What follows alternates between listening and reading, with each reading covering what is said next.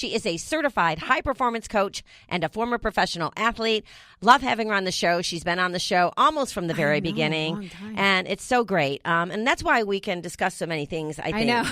And argue and still be friends afterwards. We Absolutely. definitely have very diverse opinions. We've had a few heated ones, but, we kiss and make up at the end. Yeah. But yeah, you know what? Because that's what you have to do in order to get through this thing called life. You can't walk around with an attitude that you know everything or that you're the smartest one in the room. Well, that will get you nowhere. Agree. You don't want to make people feel small, right? And I think it's what we've always been able to do, I think, is do it out of respect and love. Well, right? And I think that's kind of what we're going to talk about today. Yeah, it absolutely is. And you always want to, keep in your mind that you could be wrong about something. Right. You could be completely wrong about something if you're not completely educated on the subject and know all the facts. Right. So just always keep an open mind. And that is kind of what we're talking about today, that relationships require negotiation. Winning Secrets of Master Negotiators with Kip Watson. Yes. Okay, this could be considered a tough topic because relationships do require negotiation. But they do. They really do, don't they? Well, they do. And a lot of times, whether a couple is in my office for premarital counseling or it's after the fact, after they've already said I do, and then they find out that it's really hard, I have to try to remind them that negotiation isn't a bad word, right? It is really about how you build trust. It's how you let the other person understand what's important to you, what you value. Shouldn't they already know that, especially if you're thinking about getting married? You said prenuptial counseling. Right, premarital counseling. Premarital counseling. Yes. And so, wow, the first thing that popped into my head is if you need counseling already, you might be wanting to rethink it. Well, could be. That could be. But I think everyone really should go through premarital counseling, because especially if it's your first marriage. Yeah. Because there's usually things that you haven't thought of. And then, you get married and things happen. Right. And so there's really there's kind of what I call 5 big areas that tend to produce the greatest amount of conflict in a marriage. Finances, how we handle holidays, how we handle in-laws, how we negotiate or how we handle the division of, roles, because you are a for-profit business. Your household management is for-profit, and you got to figure out the division of labor and who's going to do what. Yeah. You can't just assume before you get into a marriage and you live under the same roof, right? Especially now, I would agree with. I get it now. See, I have an open mind because that's problematic in a lot of marriages, and I have to tell you, so is what you eat. Yeah. Well, that's one of them too. Is lifestyle. Which I throw that in there, right? Lifestyle. Like, I know I cannot be with someone who doesn't have a clean eating fitness lifestyle. It wouldn't work. Yeah. It wouldn't work. Absolutely. Right? Parenting is another issue, and sex is another issue where there's usually a lot of conflict. So you've got to negotiate. Yeah. To figure some of those things out. Those things are non-negotiable for me. Like, I'm not eating poor quality food so that you can have more money to play golf or buy a fancy sports car or whatever it is. Well, you need to know that before you say before you get married, yeah. Or especially before you have children. Oh my gosh. For sure. Well, and it's amazing to me how many people don't even talk about, do you want kids or not want kids before they get married? And that's why the hookup sucks. Oh, sorry. Yeah. That just came out of me. Yes. Well, because if it results in a pregnancy, you are attached to that guy for the rest of your life, or that woman, depending upon, the circumstance, for the rest of your life. And now you have to raise a baby together. Oh, my gosh. And that is your choice. When you choose to have sex, you choose that responsibility if that happens. Right. Right. And so, and that's why we were taught. That's why Cosmo is so important, Kip. To teach you about contraception and all kinds of things. Okay. All right. You might. This is the negotiation, right? It's really about influence. That's really what it's about. is I say cosmos about reality because most people are hooking up. They are. Unfortunately, they are. They don't understand the ramifications. Kills me. But you know what? When you're young, you're not thinking about that. Your hormones are on fire. But all there you're are a bunch thinking of adults about. like our age doing it too. Yeah, oh God, yeah. Don't get me started. All the craziness that goes on. It's shocking what I hear in my office. Yeah, and I just want to go. Really? Mm-hmm. Like I want to have that cartoon face, just kind of like, what the? Yeah. They've are turned you thinking? Sex is almost like a. I don't even know how to describe what I'm thinking right now, but it seems like for a lot of people, it's no longer this intimate, beautiful thing. It is like something you go out and purchase, almost like it's a transaction. It's a transaction. It's so gross whether money is exchanged or not. Right. And that's essentially what I'm even trying to get away with this topic of negotiation is it's more than a transaction. You cannot be in a relationship, a good, healthy relationship with somebody and go tit for tat. That never works. Right. If you do this, then I'll do that. That's not negotiation. Right. Yeah. What is that? It's not. What is that? What would you call it? That is tit for tat. It's destructive. It's unhealthy. I couldn't agree more. Okay, so we're agreeing. That's good. Woo! Okay, so this is not a battle of logic, but making decisions based on what we value, correct? Right. And that's why it's really important. And I think skilled negotiators really emphasize that it is more than that transaction. This is something that's important to me, and because of that, especially in a relationship, it requires sensitivity, empathy, and more of your relational skills and less about your task-driven skills. Well, like anything in life, you learn as you go and you make mistakes. You learn from those mistakes. And marriage is one of them. You know, yes. You might marry someone you haven't talked about it. Like I said, the hormones are raging. You know, you're having great sex. You're not thinking about anything except the next time you see that person, and you can have great sex, and you confuse that with love and intimacy. And sometimes you end up with the wrong person because of it.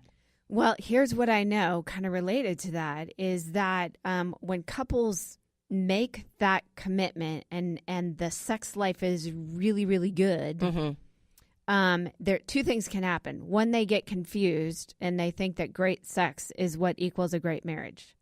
Okay. Now, when people get married and the sex life is healthy, they realize what a small percentage of their relationship it is. When it's horrible, it's like 90% of the problem. Yeah. Right? Yeah. But really, your sex life is a very small percentage of what it takes to have a great relationship. What is the biggest percentage? Oh, well, that's a great question. It is. And I want to know. And everyone out there listening wants to know. That would be something I'm sure there's research that's been done on that, but I think it's you have a variety of intimacy. Sexual intimacy is one of it. Physical intimacy without sexual intimacy is very important, especially to the woman. Okay, you have social intimacy, intellectual intimacy, mental intimacy, emotional intimacy, and all spiritual intimacy, and all those facets take up a certain percentage of creating a healthy relationship. Yeah, I think a healthy relationship are two people that have fun together. Fun is definitely part of it.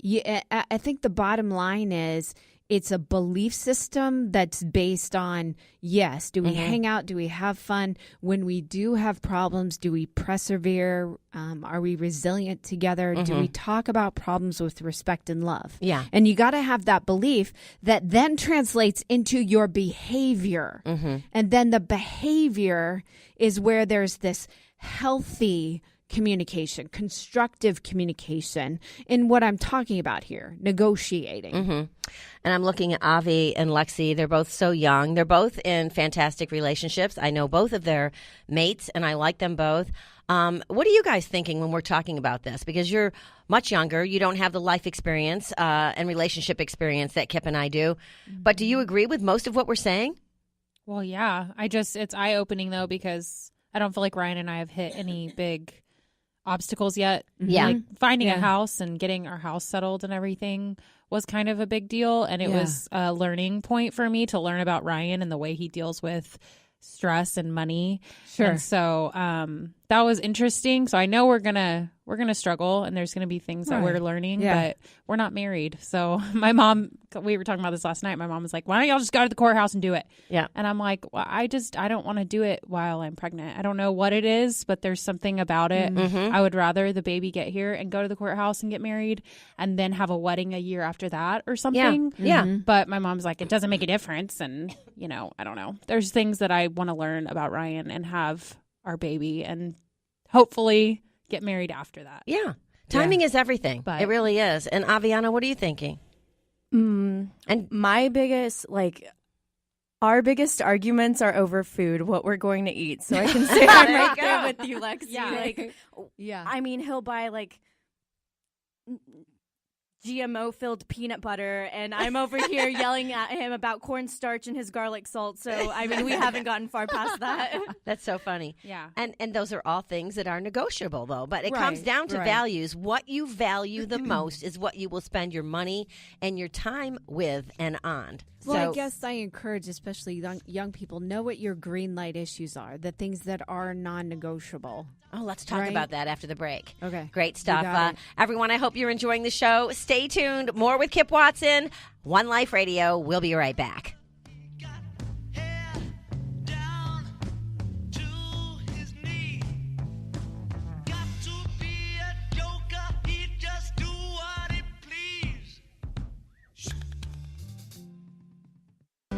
Wellbeing Journal is a remarkable bi-monthly health publication esteemed by intelligent readers worldwide. It's available in print or digital, single issues or subscription. Its focus is on living a happy, healthy life and preventing or healing illnesses naturally. Preventing or healing cancer, arthritis, cardiovascular conditions, and digestive issues, as well as nutritional solutions for optimal health are regular subjects. Learn more at wellbeingjournal.com. Hi, this is Vaughn Eaglin. As a licensed professional counselor and supervisor, I spend my career helping people cope with emotional problems. But today, I want to talk to you about nutrition.